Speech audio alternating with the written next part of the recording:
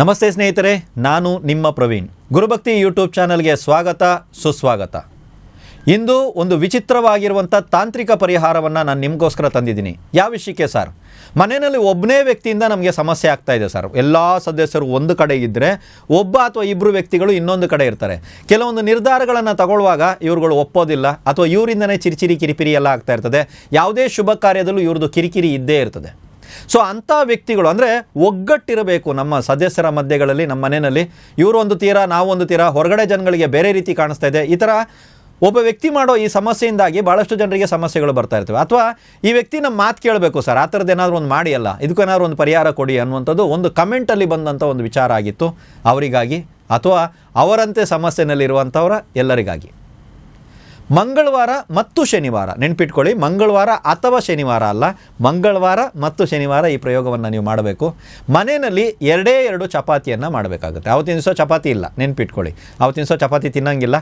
ಮನೆಯಲ್ಲಿ ಎರಡೇ ಎರಡು ಚಪಾತಿಯನ್ನು ಮಾಡಬೇಕು. ಚಪಾತಿ ಲಟ್ಟಿಸಿದ ನಂತರ ಆ ಚಪಾತಿ ಮೇಲೆ ಬಂದ್ಬಿಟ್ಟು ದಾಳಿಂಬೆ ಕಡ್ಡಿಯಿಂದ ಯಾವ ವ್ಯಕ್ತಿ, ಮನೆಯ ಸದಸ್ಯ, ಹೊರಗಡೆ ವ್ಯಕ್ತಿ, ಪಕ್ಕದ ಮನೆಯವರು, ನಮ್ಮ ರಿಲೇಷನ್ ವಶೀಕರಣ ಅದಲ್ಲ ಇದು ಪ್ರಯೋಗ.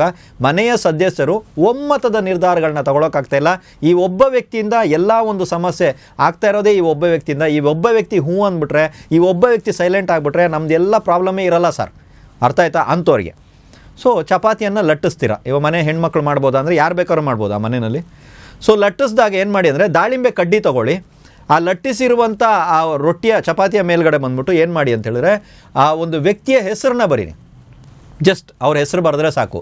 ಎರಡೂ ಚಪಾತಿ ಮೇಲೆ ಬರೀಬೇಕಾ? ಹೌದು. ಅದಾದ ಮೇಲೆ ಅದನ್ನು ಬೇಯಿಸಿ, ತವಾನಲ್ಲಿ ಹಾಕಿ ಬೇಯಿಸಿ ಆದ ನಂತರ ಮೊದಲ ಚಪಾತಿ, ಅದರಲ್ಲಿ ಯಾವುದು ಎರಡರಲ್ಲಿ ಮೊದಲ ಚಪಾತಿ ಇದೆಯೋ ಆ ಮೊದಲ ಚಪಾತಿಯನ್ನು ಹಸುವಿಗೆ ತಗೊಂಡೋಗಿ ತಿನ್ನಿಸಿ.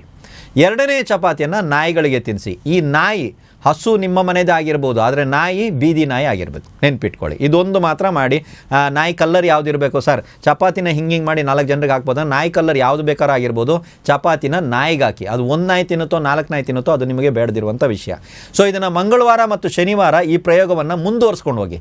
ಸರ್, ಒಂದು ಮಂಗಳವಾರ ಶನಿವಾರ ಮಾಡಿದ್ರು ಕೂಡ ವ್ಯಕ್ತಿ ಸೈಲೆಂಟ್ ಆಗಿಬಿಟ್ಟ ಅಂದರೆ ಬಿಟ್ಬಿಡಿ, ಮತ್ತೆ ಮಾಡೋದಕ್ಕೆ ಹೋಗ್ಬಿಡಿ. ಸುಮ್ಮನೆ ಒಂದು ಸಲ ತಟ್ಟಿದ್ದೀವಿ, ವ್ಯಕ್ತಿ ಸೈಲೆಂಟ್ ಆಗಿಬಿಟ್ಟವನೇ, ನಮ್ಮ ಕೆಲಸ ಆಗಿದೆ ಅಂದರೆ ಮತ್ತೆ ಅದು ಪರಿಹಾರಗಳನ್ನ ಮಾಡೋದು ತಪ್ಪಾಗುತ್ತೆ. ಬಿಟ್ಬಿಡಿ, ನಿಮ್ಮ ಕೆಲಸ ಮಾಡಿಸ್ಕೊಡಿ. ಆಯಿತಾ? ನಿಮ್ಗೇನೋ ಕೆಲಸ ಆಗೋದಿದೆ ಅದನ್ನು ಮಾಡಿಸ್ಕೊಡಿ.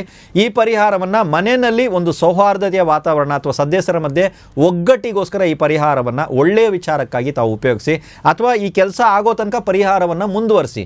ಇದು ಯಾಕೆ ಹೇಳ್ತೀನಿ ಅಂದರೆ, ತುಂಬ ಜನ ಮೆಸೇಜ್ ಆಗ್ತಾ ಇರ್ತಾರೆ ಎಷ್ಟು ಸಲ ಮಾಡಬೇಕು ಅಂತ. ನಾನೇನು ಹೇಳ್ತೀನಿ ಅಂದರೆ, ಎಷ್ಟು ಸಲ ನಾವು ಊಟ ಮಾಡ್ತೀವಿ?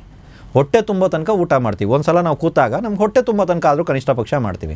ಸಮಸ್ಯೆ ಇದೆ ಅಂದರೆ ಆ ಸಮಸ್ಯೆ ಪರಿಹಾರ ಆಗೋ ತನಕ ಆದರೂ ಪರಿಹಾರ ಮಾಡ್ಕೊಳ್ಳಿ, ಇಷ್ಟೇ.